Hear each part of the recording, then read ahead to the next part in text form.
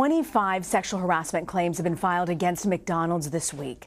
This is actually the third time in 3 years that the fast food giant has faced accusations of rampant misconduct against female employees. The incidents are alleged to have occurred at corporate and franchise locations in 20 cities, and the complaints against McDonald's include gender-based discrimination, inappropriate touching, and retaliation for speaking up.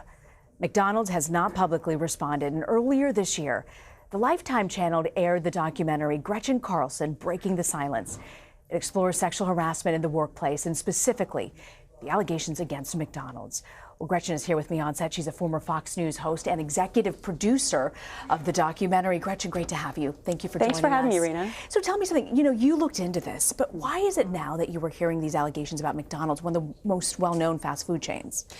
Yeah, a lot of people and journalists were scared about doing these stories, to be quite honest with you. McDonald's is a huge advertiser. Yeah. And the three women that I feature in my documentary, Breaking the Silence, are just three of many who've come forward with allegations about being actually assaulted on the job at McDonald's or harassed. And in many cases, they said when they did come forward, nothing was done. And in fact, nothing was done against the alleged perpetrator, but something was done to them in the sense of them being demoted, cut back on hours, and eventually fired.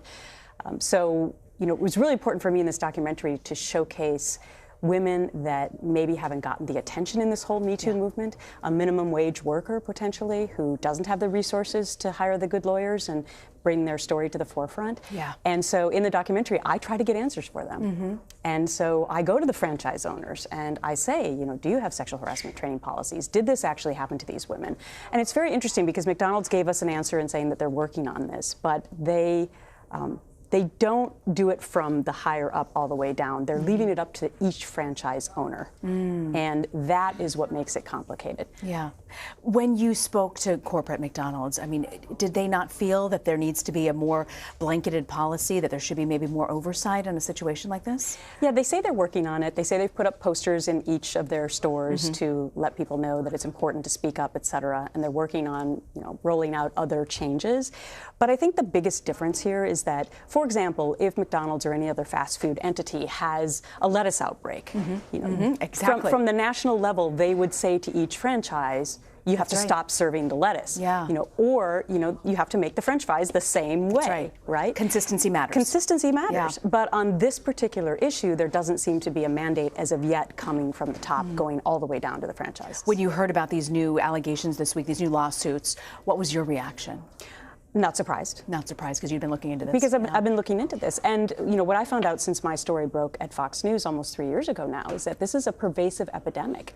It's not just at McDonald's or any other fast food chain, although 40% of women who work at fast food chains say they've been sexually harassed. It's the highest number of any entity out there.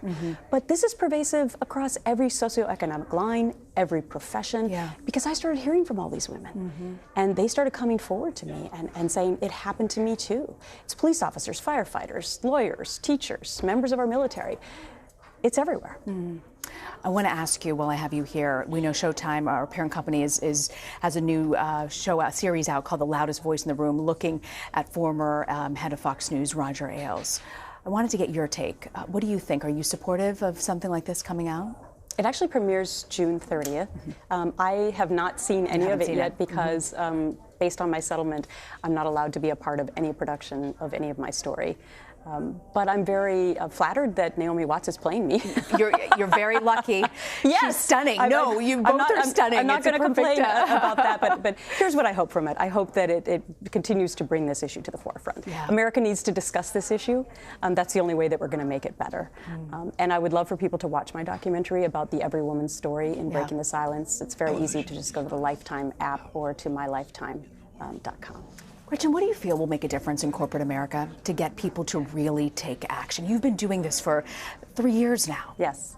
I always say it's a tangled web, Rena, to fix this. I'm trying to pass my bill on the Hill. I just testified before the House last week to take arbitration clauses out of employment contracts, to take it out of secrecy. But really what I think is going to be the final part of this tipping point is actually men. Men. It's men helping women and not turning a blind eye to this issue, actually standing up and stop being enablers and bystanders and say, I support this woman and I saw that happen to her. That, to me, will be the final part of this tipping point so that women are honored when they come forward and not shunned and being called a troublemaker, which is the way we've dealt with this in the past. Are you hopeful? I am. You are? I have to be. I have 2 children, 2 teenage children, and I'm doing this for them, and I'm doing it for every other person's kids out there, because we don't want this for our children. And we thought we had fixed it, and we haven't. So I'm very optimistic about it. And you're still so passionate about it. The passion in your eyes to get this right is still here. Yeah, that's something that's never left me through all my years. I never expected to be in this position. I know. But when there's a goal in front of me, I usually go for it. Gretchen Carlson, great to have you here on Thanks Set. Good to for see having me. you. Thanks so much.